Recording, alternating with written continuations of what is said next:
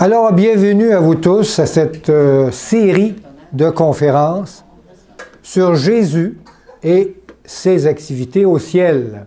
Oui, ce que Jésus fait au ciel, c'est le titre de notre série d'études qu'on va avoir ensemble.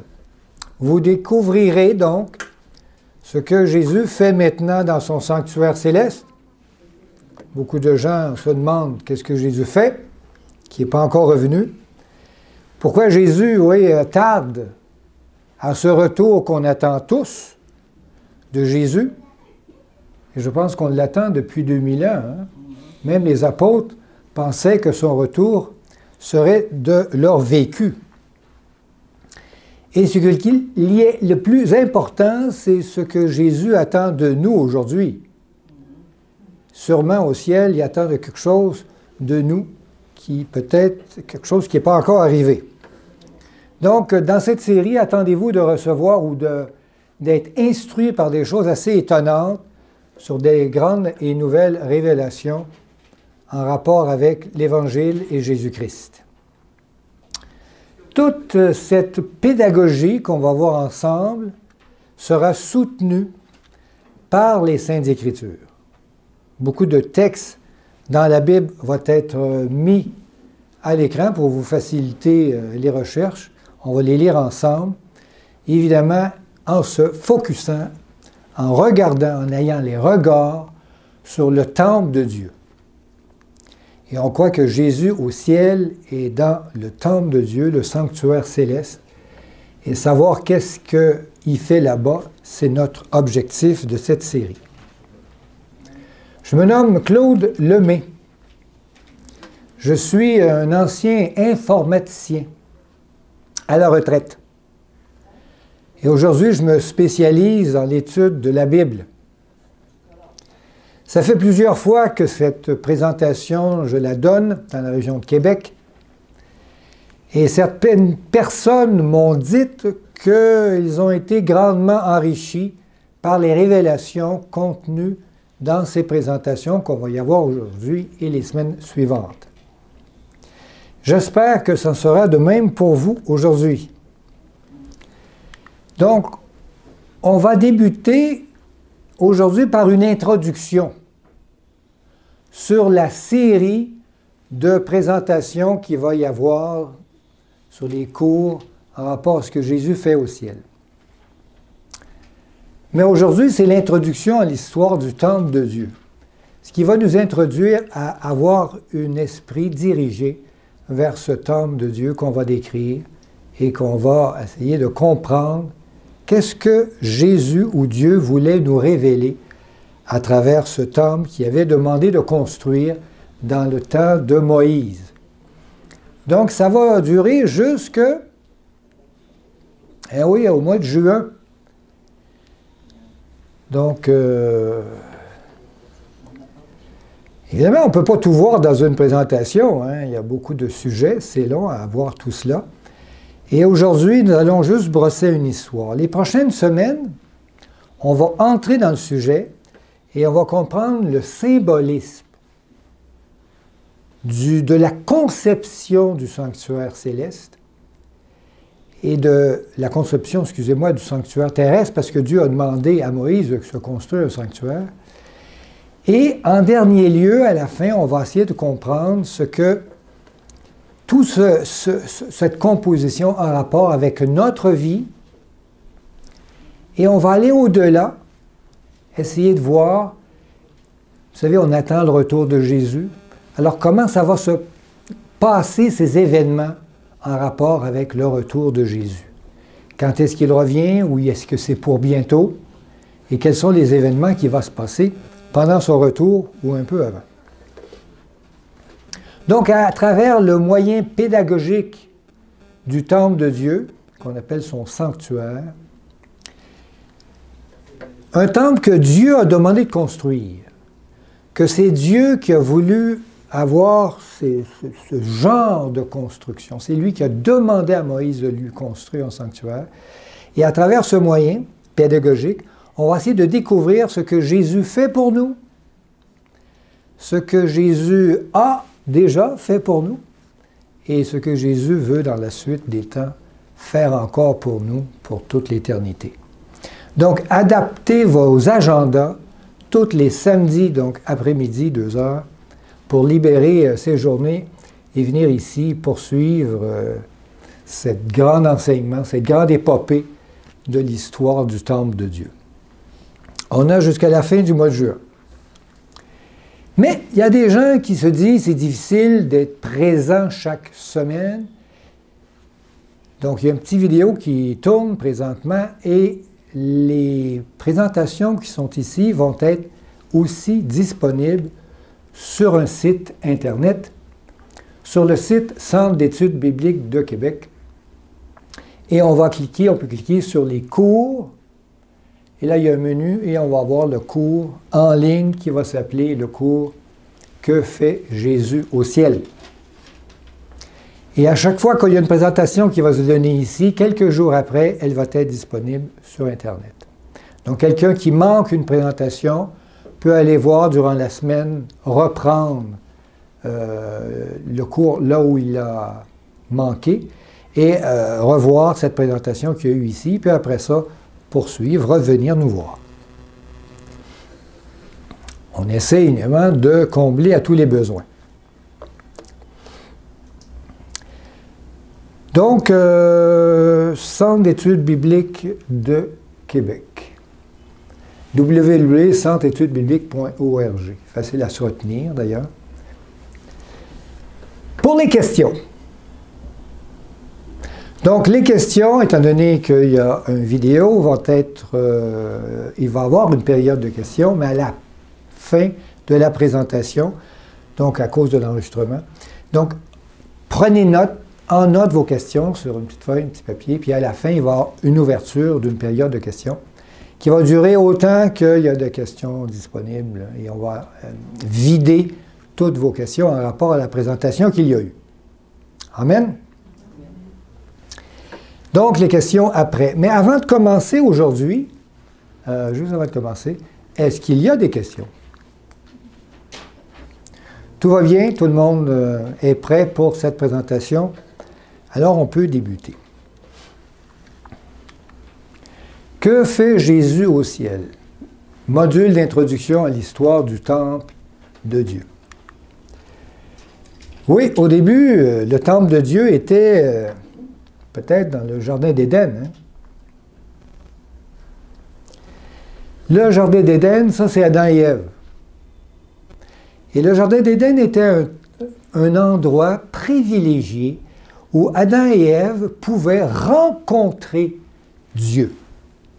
Avoir une relation, un contact, ils pouvaient parler avec Dieu et Dieu communiquait avec eux. Donc ce lieu particulier, on pourrait l'appeler le sanctuaire, où Dieu avait un temps spécial, une place spéciale de rencontre avec l'être humain. Mais vous savez qu'est-ce qui s'est passé? Hein, vous savez ce qui s'est passé? Il est arrivé des choses un petit peu difficiles avec Adam et Ève. Ils se sont fait séduire et il y a eu le péché. Donc, séduit par Satan, l'humanité tomba dans la problématique du péché et ce lien de communication, ce sanctuaire était souillé et le lien de communication entre l'humanité, Adam et Ève, et leur Dieu fut brisé. Triste. Et depuis ce temps, nous nous éloignons de plus en plus de Dieu. Et nos cœurs s'endurcissent de plus en plus. Et ça n'a pas pris longtemps que dans la famille d'Adam, il y a eu déjà un meurtre. Vraiment, le cœur s'endurcit assez rapidement quand le péché prend place. L'égoïsme, égocentrique. Donc, à travers le temps, Dieu a voulu, il veut encore, par tous les moyens, reprendre contact avec l'homme. Et il veut reconstruire, au fait, ce petit sanctuaire qu'il y avait dans le temps d'Adam et Ève, un endroit où Dieu pouvait communiquer de façon très intime, en relation très proche avec l'être humain. Parler à son cœur, mais ça avait été détruit et il veut le reconstruire. Et au temps de Moïse, Dieu va demander à Moïse de lui construire un temple. Vous savez, dans les constructions de ce temps, dans le temps de Moïse, il y avait, c'est dans le temps des Égyptiens, où l'Égypte était à son maximum, il y avait des temples pour les dieux. Des temples magnifiques, n'est-ce pas? On pourrait même croire que c'est dans le temps des pyramides. Et en Égypte, il y avait des temples fastudieux, construits pour leurs dieux. Et ici, on a un temple un peu plus modeste, n'est-ce pas? Donc, Dieu donna des instructions précises pour la construction de son endroit où il voulait communiquer avec les humains. Au fait, Dieu voulait habiter sur terre. Quelqu'un me disait, Dieu voulait camper avec les hommes. Parce que ça a l'air d'une tente. Hein, son temple a l'air d'une tente. Et il était placé au milieu de son peuple. On dirait que Dieu voulait vraiment parler au centre de son peuple, au centre de notre cœur.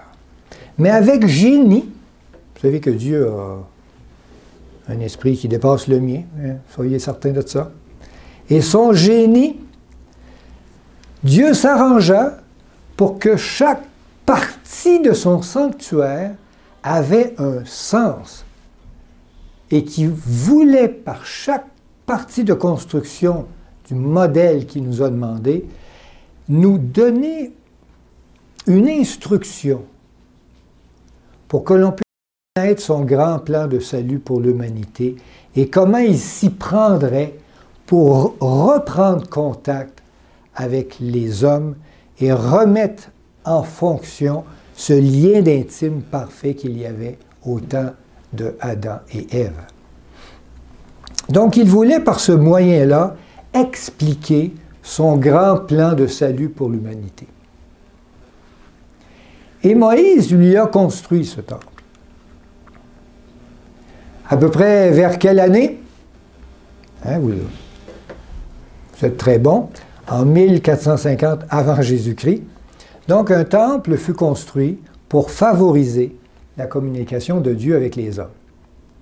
Il y avait beaucoup d'activités dans ce lieu. Il y avait beaucoup de sacrifices d'animaux.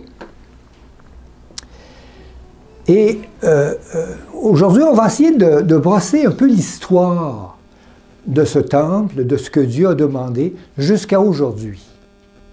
Et aujourd'hui, ça va, mais comment Dieu prend contact avec les humains aujourd'hui? Où est le temple de Dieu? Qu'est-ce qui est arrivé avec ce temple? Qu'est-ce que les hommes, plutôt, ont fait du temple de Dieu? Et on va essayer de comprendre dans l'histoire comment ça s'est déroulé. Au début, quand Dieu a demandé à Moïse de lui construire, il l'a sorti d'Égypte. Hein. Il était en esclavage en Égypte. Il a sorti d'Égypte, il a passé la mer Rouge, et ainsi de suite, traverse ça. Et ils étaient à peu près 600 000 hommes. Il disait 600 000 hommes de pied. On va voir un texte. Dans Exode 12, verset 37. On peut y lire. Ça va vous aider, je ne suis pas obligé de prendre ma Bible. Les enfants d'Israël partirent de Ramsès. Vous savez, c'est où Ramsès? C'est l'Égypte. Pour Sukkot, au nombre d'environ 600 000 hommes de pied sans les enfants. Vous savez, dans ce temps-là, on faisait beaucoup d'enfants. Ils ne comptaient pas les femmes. Hein? Donc ici, c'est vraiment que les hommes. Vous savez comment on est à la ville de Québec, à peu près? La population de la ville de Québec? On est à peu près un peu plus que 500 000. À Montréal, on est 1 200 000 à peu près. Donc, je dirais que si on compte les femmes et les enfants, on dépasse le million. S'il y avait du monde. C'est comme toute la ville de Montréal au complet là, qui se déplace. Une multitude de gens de toute espèce montèrent avec eux. Donc, ce n'est pas suffisant. Ils avaient aussi beaucoup d'étrangers qui se sont dit, oh, eux autres, je pense que le bon Dieu est avec eux autres, on va les suivre. Ils avaient aussi des troupeaux considérables et des brebis et des bœufs. Donc, ça commence à faire pas mal de monde, n'est-ce pas? Donc, la période où ça se déroulait, c'est après la libération des Hébreux d'Égypte. Après 430 ans d'esclavage en Égypte. Et vous savez, pendant 430 ans d'esclavage, on finit par oublier qui est notre Dieu. On a plutôt tendance à prendre les coutumes et les habitudes du monde de la place, les Égyptiens, qui eux adoraient d'autres dieux. Et là, évidemment, la relation entre Dieu et son peuple, c'était de plus en plus effritée. Il n'y en avait quasiment plus. Et là, on va lire un autre texte. Le séjour des enfants d'Israël en Égypte, Exode 12, 40, furent de 430 ans. Bien oui, c'est bien marqué. 430 ans. D'esclavage, de difficultés. Et vous savez, ce ne sont pas des gens qui étaient libres. Ils étaient dans une position où ils étaient obligés de faire ce que leur maître leur demandait de faire. Et là, Dieu veut les libérer. Et Dieu veut parler avec eux, renouveler contact avec son peuple. Ce qui avait presque perdu totalement. Lisons un autre texte dans Exode 14, 13. Moïse répondit au peuple. Vous savez, là, ils sont en train de passer la mer Rouge, je pense. Ne crains rien, reste en place. C'est Dieu qui fait tout. Et regardez la délivrance que l'Éternel va vous accorder en ce jour. Car les Égyptiens que vous voyez aujourd'hui, qui voulaient les attaquer, pour qu'ils reviennent en Égypte, vous ne les verrez plus jamais. L'Éternel combattra pour vous, et vous, qu'est-ce qu'on fait? On garde le silence. Regardez l'Éternel faire votre délivrance. Ce qui est étonnant ici, c'est qu'on n'a pas beaucoup ça aujourd'hui. Hein? Ce genre de phrase où Dieu dit « Calme-toi, regarde-moi faire ». Mais je pense que Dieu encore y agit comme ça. Mais dans ce temps-là, il était beaucoup plus expressif. On voyait Dieu. Il y avait une colonne de fumée, une colonne de lumière. Dieu était manifeste. Il avait exprimé sa présence en envoyant en Égypte 10 plaies. Les Égyptiens avaient subi les 10 plaies d'Égypte. Et là, les Égyptiens avaient quasiment mis dehors les Hébreux parce qu'ils ne voulaient plus que Dieu vienne l'envoyer une 11e plaie. C'était trop. La 10e, c'était la plaie qui avait éliminé tous les premiers enfants, les premiers fils de toutes les familles. Même les premiers de chaque animal, de chaque troupeau. Et le roi, le pharaon d'Égypte, a perdu son fils. Et là, le pharaon était un petit peu déprimé, n'est-ce pas? C'est comme ça qu'ils les ont fait aller. Évidemment, beaucoup de peuples sont aperçus que ce Dieu des Hébreux était un Dieu puissant, un Dieu manifeste, ou qui exprimait sa présence. Lisons un autre texte dans Exode 14, 19. L'ange de Dieu. L'ange de Dieu. Vous pensez c'est qui ici? Gabriel. Ah, intéressant. C'était le Christ lui-même, avant qu'il soit sur terre. Donc l'ange de Dieu qui allait devant le camp d'Israël, partit et alla derrière. Donc il y avait comme une présentation de Dieu, une colonne de lumière ou de fumée, qui était devant eux et qui les dirigeait. Et là, ils viennent se placer en arrière, entre l'armée égyptienne qui venait les ramener et eux. Cette colonne vient les protéger. Et partit, alla derrière eux, et la colonne de nuée qui les précédait partit et se tint derrière eux. Comme si cette colonne et l'ange, c'est comme fusionné ensemble. Verset 20. Elle se plaça entre le camp des Égyptiens et le camp d'Israël. Assez impressionnant. Cette nuée était ténébreuse d'un côté, ça c'est sur le bord des Égyptiens, et de l'autre, elle éclairait la nuit, sur le bord d'Israël, du peuple hébreu. Et les deux camps n'approchèrent point l'un de l'autre pendant toute la nuit. Verset 21. Moïse étendit sa main sur la mer, et l'Éternel refoula la mer par un vent d'Orient, qui souffla avec impétuosité sur toute la nuit. Il mit la mer à sec et les eaux se fendirent. Il mit la mer à sec. Les enfants d'Israël entrèrent au milieu de la mer, à sec, et les eaux formaient comme une muraille à leur droite et une muraille à leur gauche. Donc, ils ont traversé la mer, et ils ne sont pas entrés dans la bouette, là, puis jusqu'aux genoux vaseux. Non, c'était sec. C'était vraiment un miracle extraordinaire que Dieu a voulu faire pour manifester son appui à ce peuple d'Israël. Intéressant, n'est-ce pas? Et 3 jours après, pas bien longtemps, 3 jours après, ils ont marché dans le désert comme ça. Dieu donna, sur le mont Sinaï, les 10 paroles, qu'on appelle les 10 commandements, écrits du doigt de Dieu, sur 2 tables de pierre, qui furent, eux, ces commandements-là, placés dans le temple que Dieu va demander à Moïse de construire, dans un meuble qu'on appelait l'Arche de l'Alliance. On va lire ce texte dans Exode 19, 16.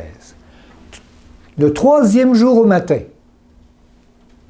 il y eut des tonnerres, des éclairs, une épaisse nuée sur la montagne.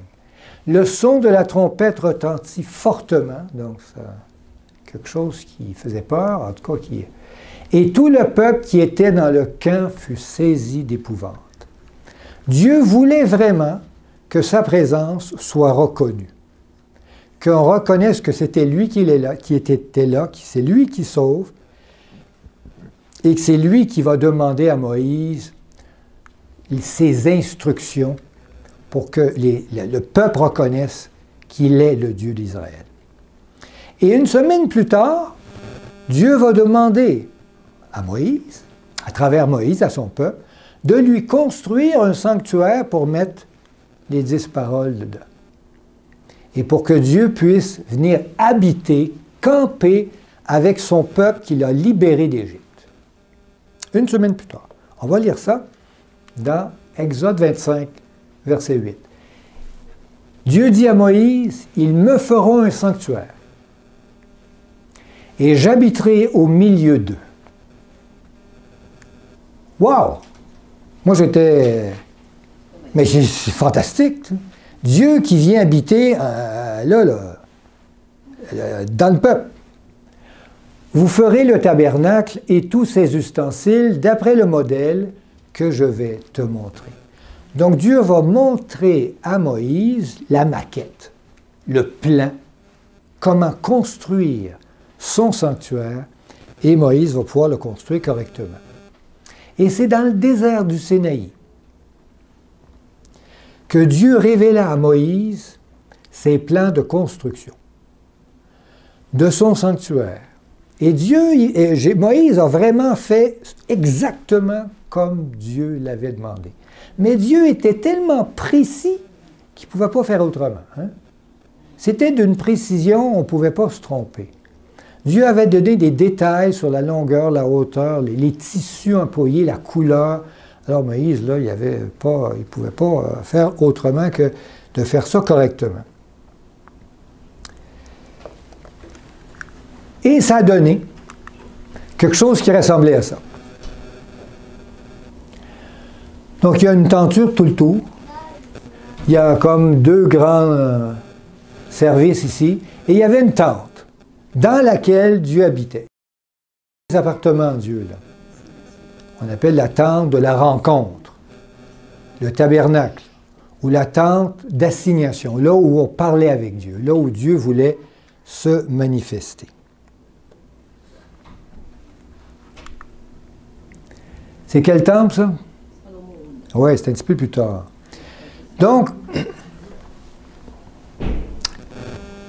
comment je pourrais dire? Toutes les parties, on va revenir tantôt, toutes les parties ici, vous savez, il était dans le désert. Et dans le désert, il était nomade. Il ne pouvait pas construire quelque chose en pierre, alors il a construit quelque chose qui était amovible, qu'on pouvait démonter et transporter. C'était quand même costaud, là, comme les planches, on va tout voir comment ils étaient construites. Et il y avait beaucoup d'or à l'intérieur de ça. C'était quand même long à démonter. Ça prenait une journée. Démonter ça une journée pour le remonter. Avec toute l'aide de plusieurs des centaines de personnes, qu'on appelait les Lévites. Hein, les enfants de cœur chez nous, pour eux autres. Donc, et ils démontaient tout ça pour le transporter dans le désert. Il y était plusieurs personnes pour transporter, évidemment, chacune des parties du sanctuaire. On se déplaçait. Et puis après, il y a eu, plus tard, vous savez,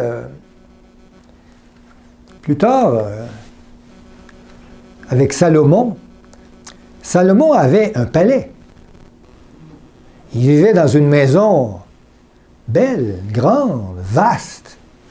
Et il voyait à côté de chez eux le temple de Dieu, hein, la tente. Alors, il se sentait un petit peu mal à l'aise d'avoir une maison plus grande que son Dieu. Alors, les humains sont comme ça un petit peu. Ils ne veulent pas que... au fait, au lieu que lui reste dans une tente comme son Dieu, il veut que son Dieu il fasse quelque chose aussi fastueux que lui a. Alors, les rois ont voulu construire pour Dieu quelque chose de plus... qui semblait plus noble. Donc, au temps du roi Salomon, ça, c'était à peu près 500 ans après le temple de Moïse. Donc, le temple de Moïse a quand même duré un petit bout. Hein? Un temple fut construit par Salomon, un temple en pierre, construit à Jérusalem, en remplacement de la tente, là, puis du temple qu'il y avait avant. Évidemment, cette création fut un monument que Dieu a honoré. Dieu a accepté. Il est venu habiter dans le temple de Salomon.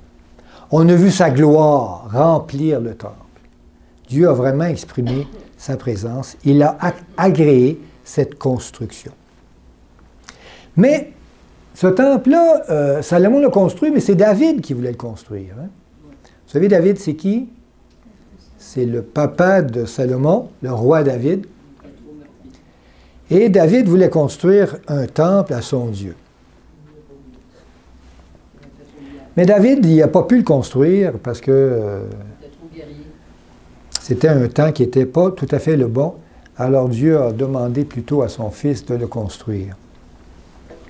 On distingue beaucoup le temple de Salomon par la cuve d'eau. Elle est spéciale. Elle est pas mal plus grosse. Avec 12 bœufs, 3 de chaque côté, des 4 côtés. Il y en avait une cuve, là, il y a de l'eau, il y en avait. Parce qu'il était assez rare en Israël, de l'eau aussi imposant comme ça. Alors eux autres, ils ont décidé qu'ils allaient construire quelque chose à cette image de la grandeur de Dieu. Ils ont dit, on va mettre un gros bassin d'eau. Et qu'il y avait 2 colonnes à l'entrée. Ça, c'était une invention de Salomon aussi. La colonne, il y avait toutes les deux un nom, Yakim et Boaz. Ces 2 mots qui veulent exprimer l'idée que ici est la présence de Dieu, en qui je mets toute ma confiance. Ça exprimait un peu cette idée-là, ces 2 colonnes-là.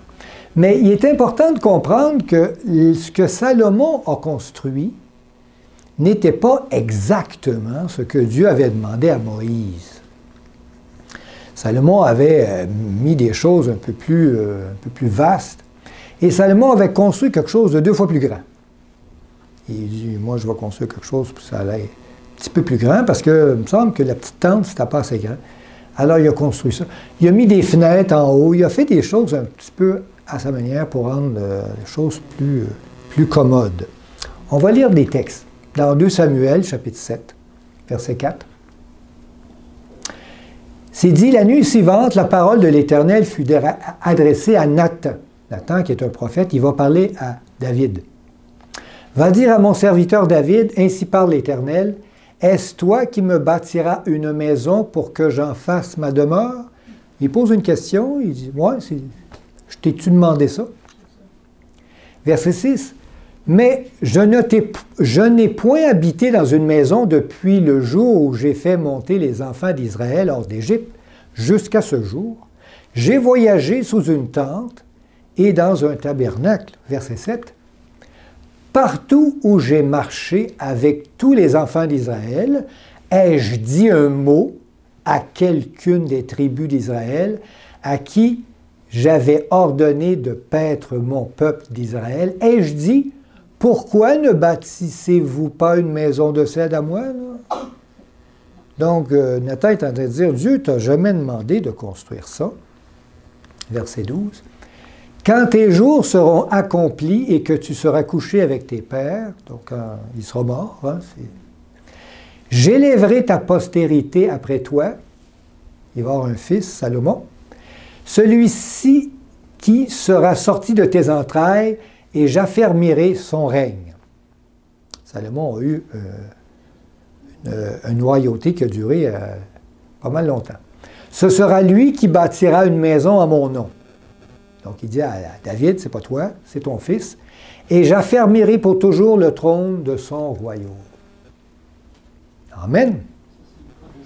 Donc c'est vraiment Salomon qui va... en tout cas, Dieu a prévenu David que c'est son fils qui construirait. Et là, il va parler à Salomon, quand Salomon va grandir et qu'il va à un moment donné construire une maison. Non, c'est Salomon qui dit, dans 1 Roi 5.3, « Tu sais que David, il parle à, je pense au prophète, « Tu sais que David, mon père, n'a pas pu bâtir une maison à l'Éternel, son Dieu, à cause des guerres dont ses ennemis l'ont environné jusqu'à ce que l'Éternel les eussent mis sous la plante de ses pieds. » Donc c'est vrai, David était un homme de guerre. Il y avait beaucoup de nations qui voulaient faire la guerre à Israël. Et David a réussi à les calmer. Et Salomon en a profité. « Maintenant, l'Éternel, mon Dieu, m'a donné du repos de toutes parts, plus d'adversaires, plus de calamités. Voici, j'ai l'intention de bâtir une maison au nom de l'Éternel. » Là, Salomon, il va même prendre les plans de son père et il va un peu les arranger. Son père avait déjà établi des plans. Au nom de l'Éternel, mon Dieu, comme l'Éternel l'a déclaré à David, mon père, en disant, ton fils que je mettrai à ta place sur ton trône, ce sera lui qui bâtira une maison en mon nom. Donc, c'est bien Salomon qui va bâtir. Mais on peut remarquer que dans les constructions de Salomon, ceux qui regardent un petit peu, qui font une analyse de sa construction, il y avait des améliorations que Salomon a demandées. Dans 1 Roi 6, il est dit, « La maison que le roi Salomon bâtit à l'Éternel avait 60 coudées de longueur. » Normalement, c'était 30. Et 20 de largeur. Normalement, c'est 10. Et 30 de hauteur. Normalement, c'est 10 là aussi. Il y avait 3 fois de hauteur. Il aimait quelque chose de haut. Hein? Le portique devant le temple de la maison avait 20 coudées de longueur répondant à la largeur de la maison et 10 coudées de profondeur sur la surface de la maison. Tout ça pour vous dire que ce n'était pas la même dimension. C'est bien important. Il voulait faire plus grand. Il voulait faire quelque chose de plus fastidieux. Il va même y mettre des fenêtres. Ça, il n'y avait pas ça avant, des fenêtres dans la maison de Dieu. Alors, 1 Roi 6.4, le roi fit à la maison des fenêtres solidement grillées. Il ne voulait pas que les gens passent par là, alors il avait mis des barreaux pour être sûr qu'il n'y ait personne, mais il n'y avait pas de fenêtres, normalement, dans le sanctuaire. Le sanctuaire était à l'intérieur éclairé par un chandelier. La lumière était à l'intérieur. Qu'est-ce qui est arrivé avec le temple de Salomon? Plus tard, Salomon est mort, son fils a pris la place, le fils de son fils a pris la place, ainsi de suite. Et il est devenu de plus en plus, évidemment, des rois qui ont été, comment je pourrais dire, pas très fidèles à Dieu. Donc le temple fut maintes et maintes fois profané. On mettait même des statues de d'autres dieux dans le temple. Donc les rois d'Israël voulaient faire comme les autres rois, adorer des dieux qui croyaient plus puissants, et ils les adoraient dans le temple de l'Éternel, dans le temple que Salomon avait construit. Et les mêmes prêtres, les prêtres qui faisaient l'office dans ce temple-là, enseignaient des fausses choses. Ils enseignaient toutes sortes de choses qui n'étaient pas vraies, mais qu'on enseignait dans les autres peuples. Et ils venaient enseigner ça dans le temple, et ils trompaient le peuple d'Israël. On peut lire un texte dans Ézéchiel, chapitre 22, verset 26. Ézéchiel dit, « Les sacrificateurs violent ma loi et profanent mes sanctuaires. Ils ne distinguent pas ce qui est saint de ce qui est profane. » Ça va pas bien. Ils ne font pas connaître la différence entre ce qui est impur et ce qui est pur. Ici, dans le cours, on va essayer de voir cette différence. Parce que Dieu aime, à savoir, dans son sanctuaire, que des choses pures. Ils détournent les yeux de mes sabbats et je suis profané au milieu d'eux. Verset 27. Ces chefs sont dans son sein comme des loups qui déchirent leur proie. Ils répandent le sang, perdent les âmes pour assouvir leur cupidité. Donc, quand c'est la pièce, on laisse tomber le bon Dieu. Et ces prophètes ont pour eux des enduits de plâtre. Ils se font beaux avec ça. De vaines visions, des oracles menteurs. Ils disent, ainsi parle l'Éternel, et l'Éternel ne leur a point parlé. Donc ça va pas bien. Et ça se fait dans le temple de Salomon, l'endroit où Dieu avait sa présence. Alors, je pense que Dieu n'était pas content. Alors, il était déçu, Dieu, d'être profané dans sa propre maison, là où il habitait, là où il voulait parler avec les hommes. Et les hommes ont préféré prendre contact avec des dieux étrangers. Alors, qu'est-ce qu'il a fait, Dieu? Il a quitté. Il a quitté sa maison. Il est parti. Et il a parti aussi. On voit ça dans un... Je ne me rappelle plus quel prophète. Ézéchiel, je pense qu'il voit Dieu monter au ciel. Et laissant sa demeure comme ça, vide, évidemment, il s'est passé des choses affreuses dans le temple d'Israël. Dieu a laissé sa maison se détruire. Donc les peuples autour sont venus attaquer Jérusalem, attaquer Israël, et il y a eu, pendant l'histoire, on connaît l'invasion avec le roi Nebuchadnezzar, des Chaldéens qui sont venus attaquer le royaume d'Israël, Israël du Nord pour commencer. Après ça, ils ont attaqué une deuxième fois Israël du Sud, où il y avait Jérusalem et le temple. Et là, le temple a été détruit. Et que c'est triste. On lit, tous les chefs et les sacrificateurs et le peuple multiplièrent aussi les transgressions. Alors là, c'est plus que dans le temple seulement, c'est même le peuple. Selon toutes les abominations des nations.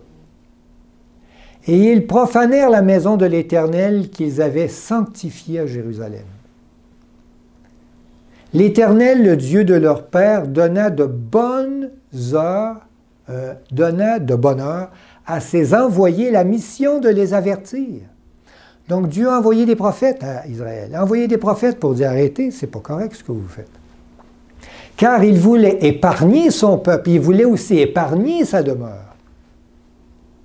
Donc Dieu a tout fait pour ramener Israël dans le bon chemin, puis dire non, non, moi je veux garder ce lieu pur.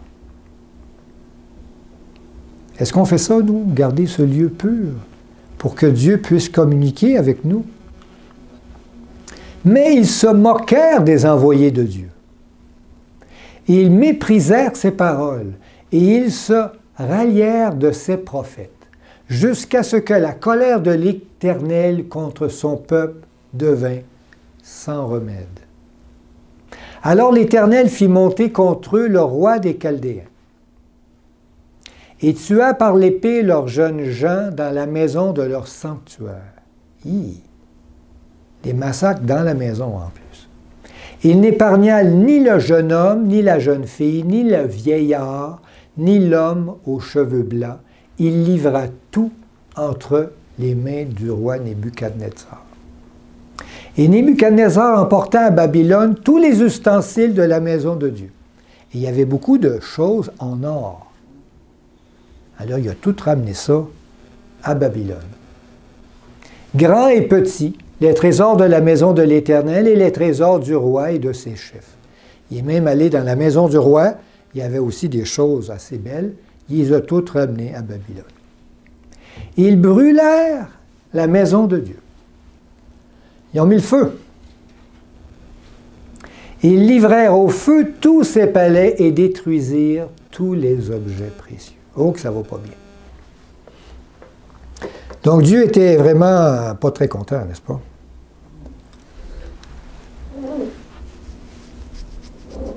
Destruction totale.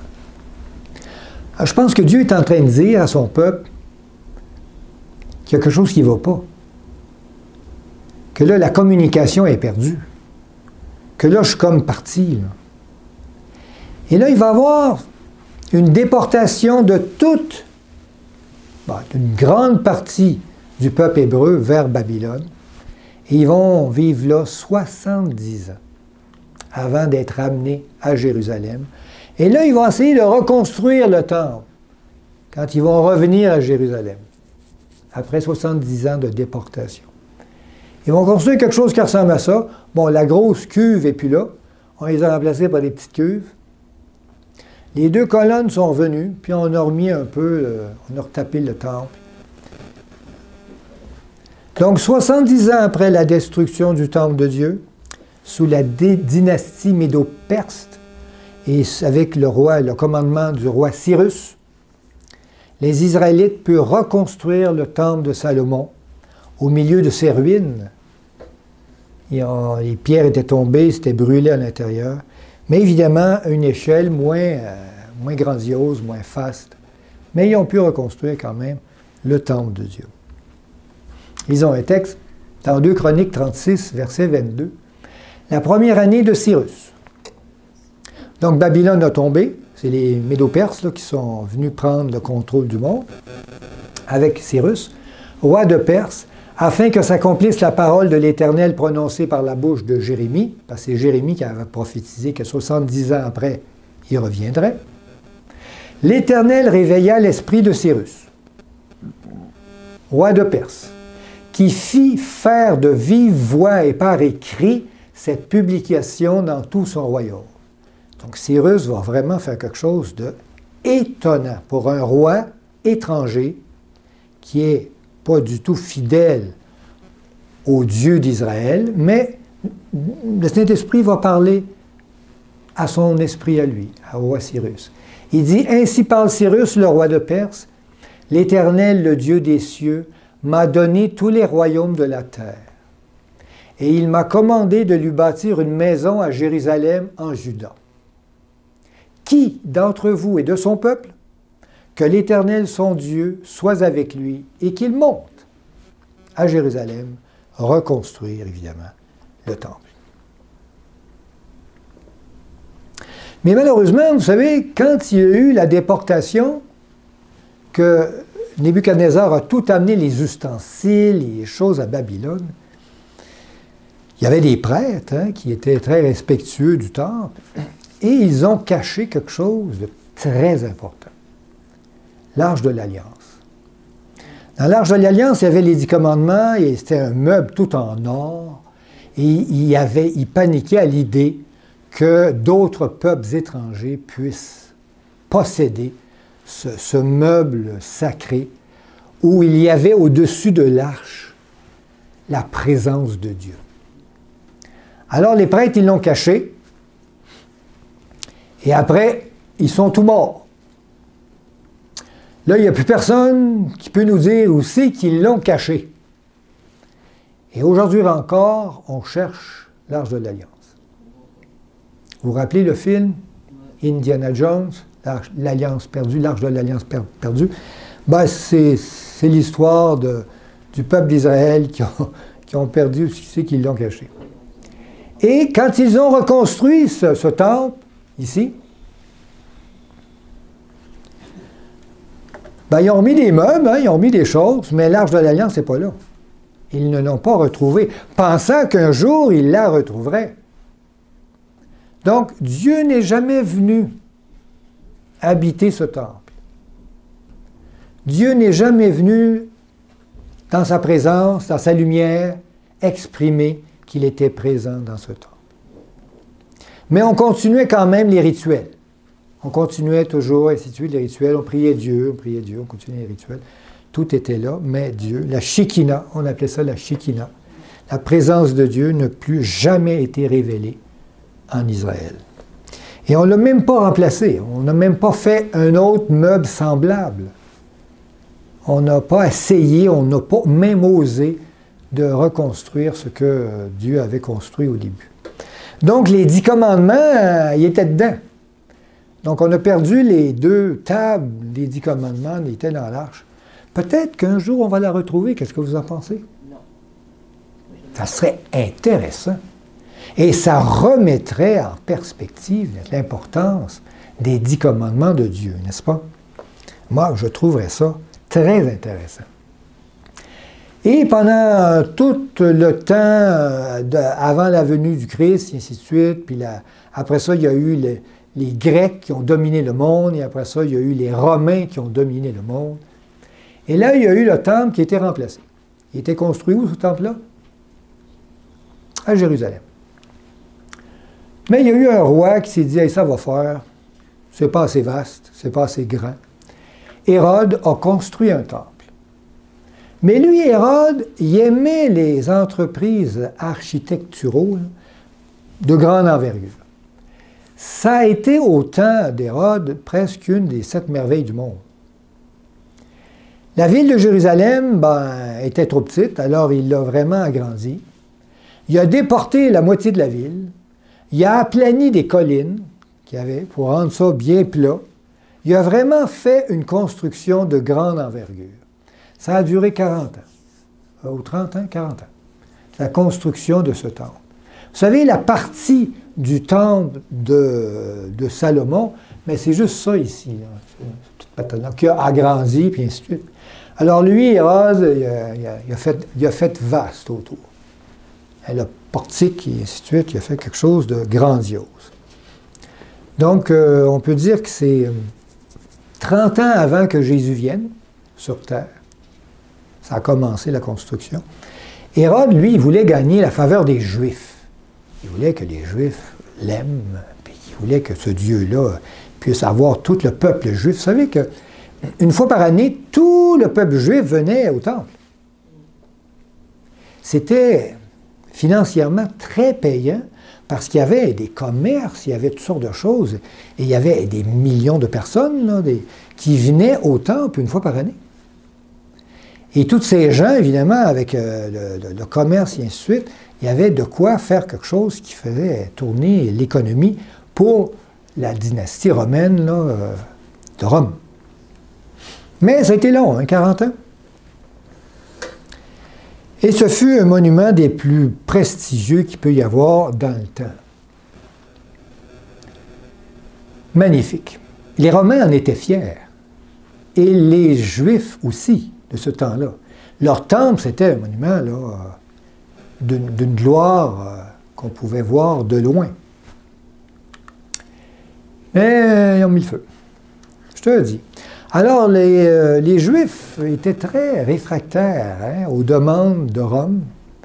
Et là, il y a un général romain, Titus, il s'est dit, ça va faire avec les Juifs. Là. Ils sont toujours rebelles. Il y a toujours un soldat romain qui se fait quelque part à cause qu'il y a un Juif qui est fâché. Alors, il dit, on va arrêter ça. Et là, il veut investir la ville de Jérusalem. Et il met autour son armée. Et pendant des mois et des mois et des mois et des mois, il investit la ville. Et là, il n'y a plus rien qui passe. Plus de commerce, plus rien. Les gens crèvent de faim dans la ville. Et je ne sais pas, au bout d'un an ou deux, ils sont tellement faibles qu'ils peuvent rentrer, les portes, ils s'ouvrent tout ça. Et là, les gens étaient tellement faibles qu'il est rentré, il a pris la ville, mais tout le monde s'est réfugié dans le temple. Et je ne sais pas, il y a eu un Romain qui était fâché, il a mis le feu. C'était pas la volonté, mais le feu, ou ben non, c'est les Juifs eux-mêmes qui ont mis le feu, on ne sait pas. On ne sait pas d'où vient ce feu qui a pris dans le temple, et le temple a été complètement ravagé. Mais vous savez, le temple ici, à l'intérieur du temple, tous les murs étaient en or. On entrait dans ce temple-là, tout était en or, les meubles étaient en or, les murs étaient en or, tout était en or. Alors quand on met le feu là-dedans, l'or, ça fond facilement. Alors l'or a coulé dans les fentes des briques, là, des pierres qui construisaient le temple.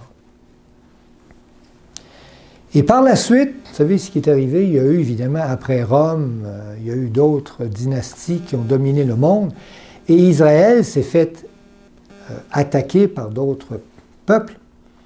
Et les peuples qui attaquaient Israël, ben, ils voulaient l'or. Vous savez qu'est-ce qu'on fait quand on veut l'or qui est entre deux pierres? Ben, on fait tourner la pierre, hein, puis on ramasse l'or. Alors les pierres ont tous été, évidemment, cassées, brisées, tournées, pour ramasser l'or au milieu. Et Jésus avait prédit ça. C'est Jésus devant le temple, devant ses disciples, et il va dire quelque chose d'intéressant. Il leur dit, voyez-vous tout cela? Je vous le dis en vérité, il ne restera pas ici pierre sur pierre qui ne soit renversée. Ah, et pour quelqu'un de ce temps-là, c'est quasiment une infamie de dire ça, c'est affreux de dire ça. Parce que c'était le monument le plus prestigieux, l'honneur d'Israël était dans son temple. Et de oser dire que tous les pierres vont être renversées, c'était une calamité qu'on ne pouvait pas concevoir. On ne pouvait pas concevoir que ce temple serait complètement ravagé. Et même si Dieu l'avait prédit. C'est triste. Qu'est-ce qui s'est passé? Mais non, il n'a jamais été reconstruit, hein, le temple. Jésus prêchait dans ce temple-là. Le temple d'Hérode, Jésus, dans son temps, dans son vécu, c'était la place où il a prêché. Mais est-ce que le temple de Dieu, ce temple-là, est-ce qu'il avait la présence de Dieu? Est-ce qu'il y avait la Shekinah, la lumière de... Mais non, même le meuble n'était pas retrouvé, l'Arche de l'Alliance n'était pas là. Donc la présence de Dieu n'a jamais été présente. Sauf lui. Et pourtant, lui, c'était encore meilleur. C'était encore meilleur que la présence de Dieu. C'était encore meilleur que Moïse qui entendait une voix. Il parlait d'homme à homme, de personne à personne, Jésus. Jésus lui répondit, « J'ai parlé ouvertement au monde. J'ai toujours enseigné dans la synagogue et dans le temple où tous les Juifs s'assemblent. Je n'ai rien dit en secret. » Et on pouvait même aller le voir et y poser des questions. Et là, on avait la communication avec Dieu. On avait vraiment une bonne communication avec Dieu. Vous savez ce que font les hommes, hein? Hein, on détruit ça. La communication avec Dieu, je ne sais pas pourquoi, on est habitué à faire ça, nous autres. Et là, il n'y avait plus rien. À ce moment, Dieu n'avait... Au fait, ici, on avait-tu besoin d'un sanctuaire? Non, Dieu était parmi les hommes, il n'y avait plus besoin de ça.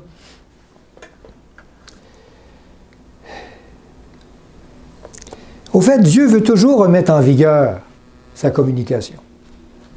Il veut toujours reprendre communication avec nous. Il veut nous parler. Il veut vraiment nous enseigner.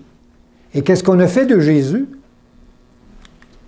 On l'a crucifié. Bon, tu sais, et qu'on n'est pas... Mais une chance que Dieu est persévérant. Hein? Une chance que Dieu, il lâche pas. Il veut vraiment, même si on l'a crucifié, même si on l'a mis sur une croix, il veut vraiment reprendre cette communication-là. Il veut nous reprendre en main. Et ça, aujourd'hui, cette reprise en main-là, il dit, bon, c'est correct, vous avez détruit le temple. Tu sais, au début, vous avez détruit, même mon fils que je vous ai envoyé, là, je vais vous envoyer le Saint-Esprit, il faut croire. Jean 14, 16, il dit, « Et moi, je prierai le Père, et il vous donnera un autre consolateur, l'Esprit Saint, afin qu'il demeure éternellement avec vous. » Donc aujourd'hui, on a cette possibilité-là, cette façon de communiquer avec Dieu, qui est à travers son Esprit. Mais où est-ce qu'il y a le temple de Dieu aujourd'hui? Tu sais, Dieu, il doit avoir un temple, un endroit où on peut aller, tu sais, on va à l'église quand même. Tu sais. Mais son temple aujourd'hui, ben, il est là. Ah, c'est pas évident, hein? Aujourd'hui, donc, à cause de la montée de l'islam, Jérusalem fut conquis par un caïphe. Le caïphe Omar, en 635 après Jésus-Christ. Et lui, il aimait la religion de l'islam, et il a construit une mosquée, là. Il y avait de la place, hein? Il aurait pu la construire plus grosse, mais il a quand même une belle construction. Il y avait beaucoup d'or aussi. Donc, une mosquée musulmane a été construite au milieu de cette esplanade où il y avait avant le temple de Dieu.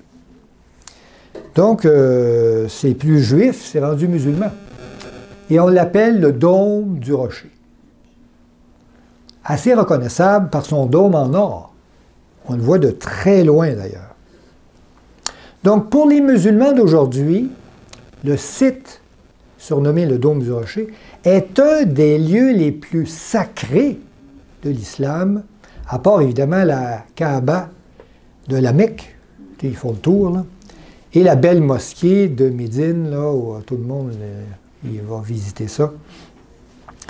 Puisqu'ils disent que c'est à partir de cet endroit que Mahomet monta au paradis, au ciel, et qu'à cet endroit, ils ont construit ce lieu sacré-là, qui est le Dôme du Rocher.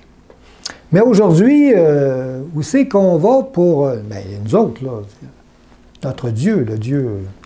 Alors, comme les Juifs, là, on va... Il est là, le Dôme du Rocher, là, un petit peu plus loin. Et là, il y a un mur. Vous savez comment on appelle ce mur? Hein, le mur des lamentations. Bien oui, il se lamente parce qu'on n'a plus ce temple concret que Dieu habitait avant. On est triste de ça. Il ne reste que les anciennes fondations. Donc ça, c'est même pas un mur du temple. C'est un mur de l'esplanade, de la fondation. Il ne reste plus grand-chose. Hein. Parce que les Juifs n'ont plus le droit d'y aller. Ils ne veulent pas... Pour un musulman, c'est profaner, évidemment, leur lieu saint, qu'un juif s'approche de leur dôme du rocher. Donc, ils vont comme ça, à côté du mur, et ils vont mettre leur prière dans les craques, là, on voit ça souvent, là. Puis là, ben, ils vont hein, faire ça. Et ils vont faire leur prière, et ainsi de suite. Et, ben, ils ont ce petit coin-là. Ils ont ce petit coin-là, mais... Au fait, les Juifs pleurent, hein, ils pleurent la perte de leur temple. Ils se rassemblent comme ça sur les ruines de leur ancien temple. Au fait, tout le monde de la terre cherche un endroit où ils peuvent rentrer en communication avec Dieu et comment faire pour que Dieu puisse les entendre. Et là, ben, il y en a qui font ça, ils vont prendre l'avion, là, faire un petit tour là-bas. Et Trump a mis ses prières dans la Kadak, là, ils ont mis ça là, puis ainsi de suite. C'est comme ça, ben là, ils ne savent plus quoi faire, alors ils prennent ça de cette façon-là. Mais aujourd'hui, est-ce que Dieu a vraiment un sanctuaire? Et la Bible nous enseigne que oui, que part dans le ciel. Il y a un sanctuaire au ciel. Et Jésus, selon ce qui est écrit, officie là. Il est rendu là. Il officie dans ce lieu-là en tant que grand prêtre, en image du grand prêtre qui officiait dans le temple au temps de Moïse, où Dieu avait demandé de faire cette construction. On va lire un texte. Hébreux 8, 1 et 2. Paul il dit, « Nous avons un tel souverain sacrificateur qui s'est assis à la droite du trône de la majesté divine. » Il parle de Jésus. « Dans les cieux, comme ministre du sanctuaire et du véritable tabernacle, qui a été dressé par le Seigneur et non par un homme. » Intéressant. Tout ce qu'il y avait sur la terre était une image de ce qu'il y avait au ciel. Donc Dieu nous avait donné comme une maquette pour comprendre les choses du ciel. Donc, à travers ce moyen pédagogique, ça serait intéressant de savoir ce que Dieu voulait nous révéler, n'est-ce pas? Et Jésus au ciel, il est dans une position qu'il faudrait reconnaître qu'est-ce qu'il fait là. Aujourd'hui, Jésus désire attirer notre attention sur son ministère qu'il est en train de mettre en exercice au ciel. Et il veut attirer notre attention pour dire, regarde ce que je fais. Le sais-tu? Et nous devons porter nos regards sur ce que Jésus est en train de faire pour mieux entrer avec lui dans ce qu'il reste comme construction ou chose à faire d'ici la fin des temps, n'est-ce pas? Si on ne sait pas ce qu'il fait, on ne peut pas l'aider. Quand il était constructeur, quand il construisait une maison, je pouvais aller l'aider le matin, puis partir avec lui, parce que je savais qu'est-ce qu'il faisait. S'il ne vous l'a jamais dit, c'est dur d'aider quelqu'un. Dans Hébreux 4, 16, c'est dit, Paul il dit, « Approchons-nous donc avec assurance du trône de la grâce, afin d'obtenir miséricorde et de trouver grâce pour être secourus dans nos besoins. » Dieu nous appelle donc à nous approcher de ce que lui, Jésus, est en train de faire. Donc, notre relation entre nous et ce qui se passe au ciel doit être une relation où le Saint-Esprit, qui nous est laissé, doit nous aider à comprendre et à demeurer en communication avec Dieu. Donc, notre relation est avec Dieu dans son sanctuaire et nous. Et plus on va comprendre qu'est-ce qu'il fait au ciel, plus ça va nous aider à finir son ministère ici sur terre. Donc, dans ses épîtres, l'apôtre Paul dirige souvent l'attention du lecteur sur le temple spirituel de Dieu au ciel. Paul y amène souvent le regard vers Jésus. Il y a une puissante interaction entre le temple céleste et, où Jésus officie, on le sait, et notre temple corporel où le Saint-Esprit veut habiter en nous. Comme si les deux étaient connectés. Comme si Dieu veut remettre cette communication-là qu'il y avait dans le temps d'Adam et Ève. Dieu veut recommuniquer, reblaser les fils, là, puis les remettre pour que la communication soit bien, bien établie. Et par son ministère céleste, Jésus désire, dans ce ministère, reconstruire cette relation. Mais son temple, maintenant, il est en esprit au ciel. Et il veut reconstruire cette habitation à l'intérieur de nous. Il le dit. En lui, dans Éphésiens 2, 22, vous êtes aussi édifiés pour être, nous, une habitation de Dieu en esprit. Et une habitation de Dieu, c'est là où Dieu va habiter. Et on appelle ça un temple. Et Dieu veut faire de chacun de nous son temple. Il veut remettre cette réalité-là vraiment en fonction. Nous sommes un temple pour Dieu. Donc les Saintes Écritures déclarent que l'Esprit Saint désire habiter en nous et que nous devenons par ce fait un temple de Dieu, un temple au milieu de son peuple, un temple au milieu du monde. Comme dans le temps de Moïse où il avait placé son temple au milieu du peuple. Et comme dans le temple de Jésus, où Jésus était venu au milieu du monde, de son peuple. C'est une révélation extraordinaire qu'il faut prendre en considération.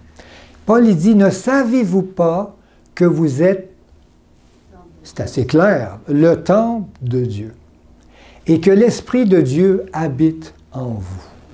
Wow, c'est intéressant de prendre conscience de cela. Et c'est ce qu'on va essayer de comprendre dans les rencontres qui vont suivre. Qu'est-ce que Dieu veut construire? Comment le temple est-il construit? Le temple que Dieu veut construire en nous, Dieu le construit de quelle manière? Et qu'est-ce que Jésus fait au ciel avec cette relation qu'il veut entreprendre avec nous? Et comment on peut entrer dans ce ministère et l'aider à terminer ce ministère qui a commencé depuis longtemps d'ailleurs, qui a commencé depuis Adam et Ève, qui s'est poursuivi quand il est venu sur terre et qui se poursuit encore quand il est au ciel. Et plus tard, est-ce que Dieu va avoir un temple? Dieu dit plus tard que la terre va être restaurée et que le temple de Dieu va être restauré en chacun de nous. Lisons un texte là. Dans Apocalypse 21, 22. Il dit, « Je ne vis point de temple dans la ville. » Ah, il n'y en a plus de temple construit de façon humaine. « Car le Seigneur Dieu Tout-Puissant est son temple, ainsi que l'agneau. » Chacun à l'intérieur d'eux va avoir cette communication parfaite avec Dieu et ne cherchera pas à aller dans un endroit spécial pour mieux rencontrer Dieu. Parce que chacun va avoir cette relation personnelle avec Dieu, que Dieu veut rétablir et remettre en fonction. Donc, je vous conseille de venir la semaine prochaine pour la poursuite. Et la poursuite va se faire avec une description. Vous savez, dans le temple de Dieu, il y a eu plusieurs modèles où les hommes ont essayé de faire mieux, de construire quelque chose de plus vaste, de plus grand. Mais à chaque fois, ça a été un désastre. Mais ce que Dieu a demandé, si on reste précis avec tout ce que Dieu a demandé, on va essayer de voir à l'intérieur, à travers cet moyen pédagogique, cette maquette, qu'est-ce que Dieu voulait nous enseigner et qu'est-ce que Dieu voulait enseigner surtout à son peuple dans le temps de Moïse. Pourquoi tel auteur? Pourquoi il est ici et que ce n'est pas l'autre côté? Et toutes les raisons pourquoi il a construit ça de telle façon. Donc, on va utiliser évidemment le modèle de la construction de Moïse, qui est beaucoup plus fidèle à ce que Dieu a demandé comme construction. On ne prendra pas le modèle, n'est-ce pas, dans le temps d'Hérode ou des choses comme ça. On va prendre ce modèle qui est beaucoup plus humble, et on va essayer de poursuivre à travers ce modèle ce que Jésus... Vous savez, si Jésus est au ciel, dans un temple, Ben, ça serait intéressant de savoir comment est ce temple. Tu sais, à l'intérieur, c'est comment? Si Jésus est là quelque part, il fait quoi? Et qu'est-ce que faisait le sacrificateur dans ce temple? Pour qu'on puisse savoir qu'est-ce que Jésus, en image ou en symbolisme, fait aujourd'hui dans le temple céleste. Ça va sûrement nous aider. Hébreux 8.5 nous dit « Les sacrificateurs célèbrent un culte sur terre, image et ombre des choses célestes. » Ça serait intéressant de savoir qu'est-ce qui se passait comme culte pour comprendre l'image de quoi qui se passe au ciel. Mais si on n'étudie jamais ce qu'il faisait sur terre, c'est dur de savoir qu'est-ce qu'il faisait au ciel, parce qu'au ciel, on ne le voit pas, tandis que sur terre, on le voit. Selon que Moïse en fut divinement averti lorsqu'il allait construire le tabernacle, parce que Dieu a dit « Aie soin, lui fut-il dit, de faire tout d'après le modèle qui t'a été montré sur la montagne. » Donc Dieu a vraiment dit à Moïse comment construire les choses en détail. Et moi, ce que je trouve étonnant, encore, c'est quand vous lisez les Saintes Écritures, moi, ça m'a vraiment troublé. On commence par une histoire extraordinaire, la création de l'univers. Le monde a été créé en 6 jours. Et pendant 3 chapitres, Dieu parle de la genèse de sa création. 3 chapitres. Et là, après ça, vous avez lu la Genèse, l'Exode, vous tombez dans Lévitique, les Nombres, de Deutéronome, et ainsi de suite. Et là, vous avez des descriptions. Là. Il y a 50 chapitres qui parlent comment construire le sanctuaire. Dieu donne 3 chapitres qui parlent comment construire l'univers. Mais 50, j'en étais fatigué. Là, j'ai dit, écoute, Seigneur, qu'est-ce que tu veux nous apprendre à travers toute cette construction en détail? Ça devient fatigant, tu sais, ça devient lancinant de lire tout ça. Je ne comprenais pas. Et aujourd'hui, j'enseigne comment le symbolisme de toute cette construction. Parce qu'il y a une raison. Dieu n'a pas demandé de mettre ça dans les Saintes Écritures sans raison. Et de comprendre pourquoi il nous a demandé cette construction-là, quelle fonction que ça avait, va nous aider à connaître le Dieu que nous servons. Amen. Et on va donc poursuivre avec ça. La semaine prochaine, 14 h, c'est une invitation. Alors que Dieu vous bénisse pendant cette semaine et n'oubliez pas la suite. Amen.